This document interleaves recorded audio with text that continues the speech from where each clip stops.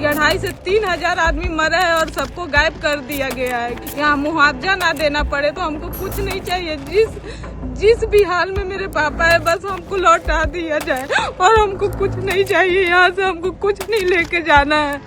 जी हाँ, हजारों लाशों को गंगा में बहाया गया, जान से मारने की मिल रही धमकी। बिग बी के यहां से चौंकाने वाला खुलासा, कुंभ पर सीएम योगी बुरी तरीके से फंसे। बहुत स्वागत है आप सभी का, आप देख रहे थे राजनीति का विशेष सेगमेंट खबर और विश्लेषण। मैं हूं जबार खान। दोस्तों, ऐसा क्या हुआ कि अभी तक महज 30 मौतों का आंकड़ा देने वाली सरकार बुरी तरीके से फंसती हुई जा रही है? क्या वाकई हजारों शवों को कुंभ में गंगा के अंदर बहा दिया गया है? क्या वाकई जो आंकड़ा सरकार ने पेश किया उससे कई गुना ज्यादा मौतों का आंकड़ा है? आखिर सदी के महानायक अमिताभ बच्चन की पत्नी और राज्यसभा की सांसद जया बच्चन ने वो कौन सा दावा कर दिया, वो कौन सा आंकड़ा दे दिया जिसके बुनियाद पर सरकार हिली हुई है? आखिर अखिलेश यादव और जया बच्चन ने मिलकर वो कौन सी नई मुहिम चलाई है? सीएम योगी क्या बुरी तरीके से अब फंस जाएंगे? क्या जो न्यायिक आयोग बना है महाकुंभ की जांच को लेकर के, उस पर जो सवाल उठ रहे हैं, क्या वो सवाल वाकई जेन्युइन है? क्या वाकई न्यायिक आयोग को बना करके महज खाना पूर्ति की गई है? विस्तार से आपको बताते हैं दोस्तों, इस वीडियो को अंत तक जरूर देखें। दोस्तों, कहा यह जा रहा है 4 फरवरी आते आते कि साहब हजारों शवों को गंगा में बहा दिया गया है, और यह दावा सिर्फ दावा नहीं, इसके पीछे तर्क दिए जा रहे हैं। और ये सारी बातें इस वक्त चर्चा का विषय पूरे देश में बनी हुई है। उत्तर प्रदेश से लेकर के देश की राजधानी दिल्ली, जहां पर दोनों जगहों पर सदन का सत्र चल रहा है। अखिलेश यादव से लेकर के समाजवादी पार्टी और दूसरे तमाम विपक्षी पार्टियों के नेता इस वक्त मोदी सरकार, योगी सरकार को घेर रहे हैं। उत्तर प्रदेश में समाजवादी पार्टी तो बीजेपी और योगी सरकार को घेर ही रही है, मगर संसद के भीतर दिल्ली के अंदर सपा से लेकर के तमाम विपक्षी पार्टियां मोदी के जरिए, प्रधानमंत्री के जरिए योगी से जवाब तलब कर रहे हैं। अब दोस्तों, इस बीच में जो आंकड़ा आया सामने, वह आंकड़ा किसी ऐसे वैसे शख्स ने नहीं दिया। सदी के महानायक अमिताभ बच्चन की पत्नी सांसद जया बच्चन ने जो खुलासा किया, उसने लोगों को चौंका दिया। यानी कि 30 मौतें नहीं हुई है, हजारों की बात कही जा रही है, शवों को गंगा में बहाने की बात कही जा रही है। और ये कौन कह रहा है? ये राज्यसभा के सांसद समाजवादी पार्टी की जया बच्चन कह रही है। आप सुन करके हिल जाएंगे। वो ये कहते हैं कि साहब जो कुछ किया गया कुंभ के नाम पर महज ढकोसला है आम लोगों के लिए। वहां पर सिर्फ और सिर्फ वीवीआईपी लोगों के लिए तैयारी की गई, वीवीआईपी लोगों के लिए व्यवस्था की गई, और आम लोगों को खुले आसमान के नीचे और ऐसे ही अकस्मात मौतों के लिए छोड़ दिया गया है, जिसका नाम हादसा दिया जा रहा है। हजारों लोगों की मौतें हुई, वो कह रहे हैं। गंगा में लाशों को बहाया गया है, वो कह रही हैं। सरकार झूठ बोल रही है, वो कह रही हैं। इंतजाम सिर्फ वीवीआईपी के लिए किया गया है, वो ये कह रही है।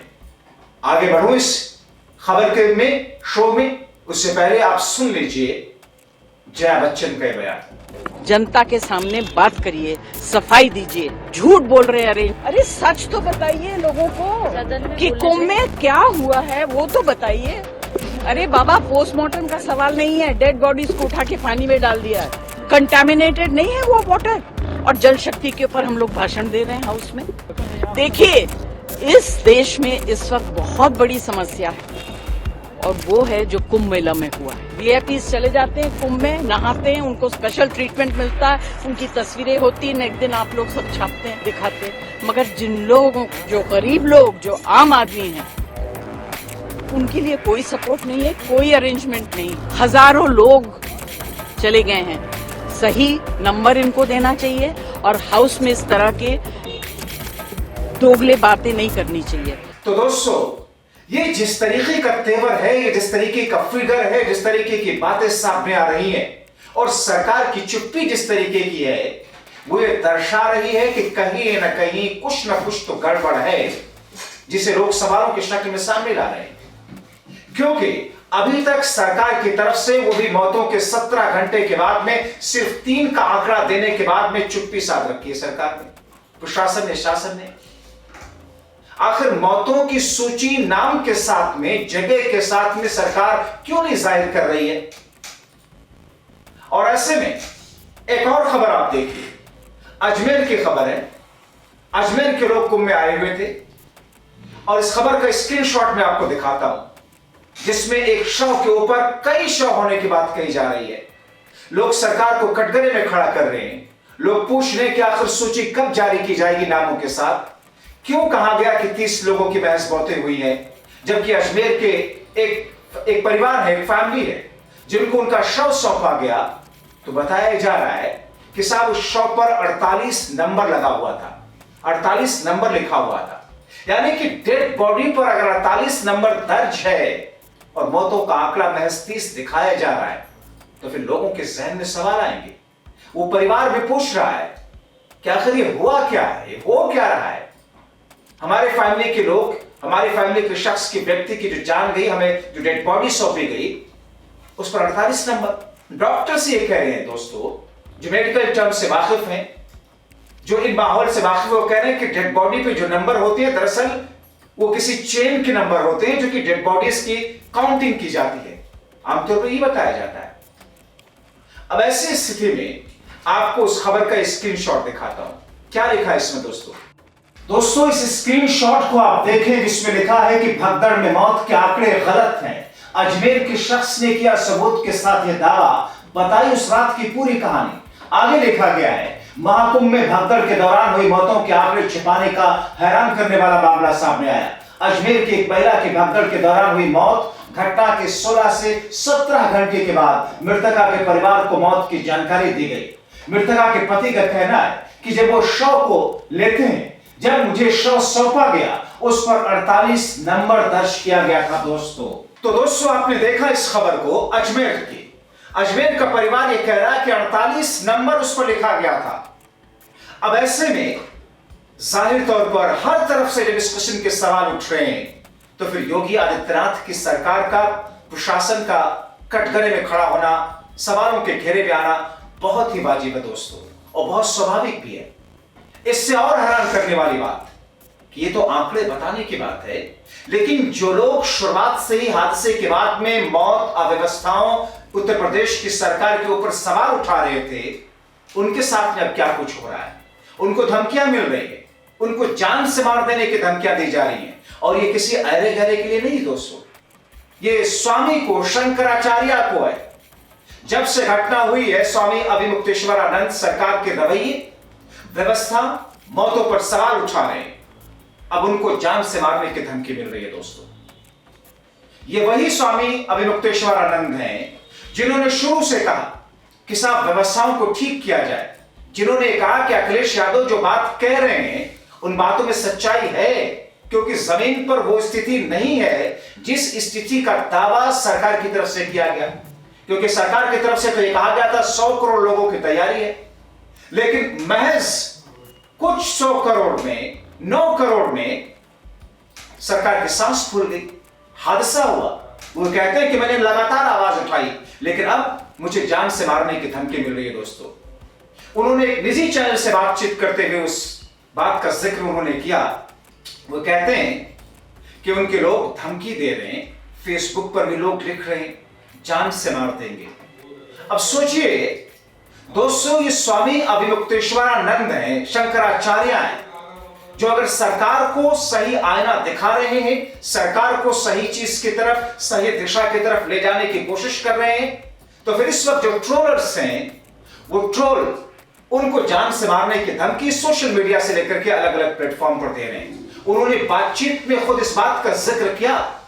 मैं कोशिश करूंगा कि उस बयान को आपको सुना सकूं, लेकिन डिजिटल मीडिया के कुछ गाइडलाइंस की वजह से किसी का वो एक्सक्लूसिव इंटरव्यू है, मगर उनका ये बयान जिसे आपने अभी ग्राफिक की शक्ल में देखा, वो एग्जैक्टली यही कहते हैं कि साहब मैंने जिस तरीके से सवाल उठाए, मैंने सही चीजें रखी और अब मेरी जान के दुश्मन लोग बने हुए हैं। यानी कि महज सिर्फ हादसा नहीं, हादसे में मौतें नहीं, हादसा सबसे पहले व्यवस्था, उसकी अव्यवस्था, उस पर हादसा, हादसे की मौतें, मौतों का आंकड़ा छिपाया जाना, मौतों के आंकड़े जो जारी किए गए उसमें सूची न जारी किया जाना, उनमें नामों को न बताया जाना, जितने लोग घायल हैं उनके बारे में छुपाया जाना, और उसके बाद योगी आदित्यनाथ का यह कहना कि कई सारे लोगों को साजिश करने में अच्छा लगता है। यानी कि ये सारी की सारी घटनाएं हो गई, सरकार खामोश है, प्रशासन खामोश है, और जो लोग सवाल उठा रहे हैं, जो लोग चिता रहे हैं, उनके लिए साजिश लफ्ज का इस्तेमाल किया जा रहा है। अब ऐसी स्थिति में दोस्तों आप क्या सोचते हैं, और क्या वाकई इस पूरे हादसे, इस पूरे मामले का सही फिगर सामने आ पाएगा? क्या वाकई गंगा में हजारों शव बहाएंगे? एक बार फिर सुन लीजिए कि क्या कहा सदी के महानायक की पत्नी और राज्यसभा की सांसद समाजवादी पार्टी के नेता जया बच्चन ने। कंटामिनेटेड नहीं है वो वाटर, और जल शक्ति के ऊपर हम लोग भाषण दे रहे हैं हाउस में। देखिए, इस देश में इस वक्त बहुत बड़ी समस्या है, और वो है जो कुंभ मेला में हुआ है। वीआईपीज चले जाते हैं कुंभ में, नहाते हैं, उनको स्पेशल ट्रीटमेंट मिलता है, उनकी तस्वीरें होती हैं, नेक्स्ट दिन आप लोग सब छापते हैं, दिखाते हैं। मगर जिन लोगों, जो गरीब लोग, जो आम आदमी हैं, उनके लिए कोई सपोर्ट नहीं है, कोई अरेंजमेंट नहीं। हजारों लोग चले गए हैं। सही नंबर इनको देना चाहिए, और हाउस में इस तरह के दोगले बातें नहीं करनी चाहिए। तो दोस्तों, ये एक राज्यसभा के सांसद ने दावा किया है। आप क्या दावा करते हैं? आप सोचते क्या है? सरकार ने क्या किया? हुआ क्या? व्यवस्थाएं कैसी थी? अव्यवस्था कैसी हुई? और सरकार का सूची ना जारी करना कितना उचित है? अपनी राय, अपनी बात कमेंट बॉक्स में जरूर लिखें। फिलहाल अभी के लिए इस वीडियो में इतना ही। अब हजारों लोग, लाखों दर्शक जो हमें देखते सराहते हैं, आपसे अपील कि खुद जागरूक रहे हैं। दूसरों को जागरूक करने के लिए वीडियो को ज्यादा से ज्यादा शेयर करें, सब्सक्राइब करने के साथ। बहुत शुक्रिया। 2,500 से 3,000 आदमी मरे हैं और सबको गायब कर दिया गया है। यहाँ मुआवजा ना देना पड़े तो हमको कुछ नहीं चाहिए। जिस भी हाल में मेरे पापा है, बस हमको लौटा दिया जाए, और हमको कुछ नहीं चाहिए। यहाँ से हमको कुछ नहीं लेके जाना है।